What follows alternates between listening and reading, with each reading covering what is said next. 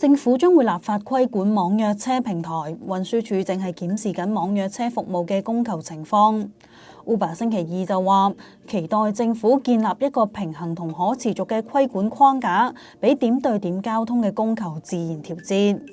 Uber 香港區總經理鍾志廷就話，而家有超過60%Uber 司機每個禮拜駕駛少於20個鐘，服務時長係的士司機嘅1/6。建議政府喺設立規管嘅時候，避免太繁複嘅發牌機制，同埋確保靈活性。如果唔係，會令到市民少咗選擇，同埋影響司機嘅收入。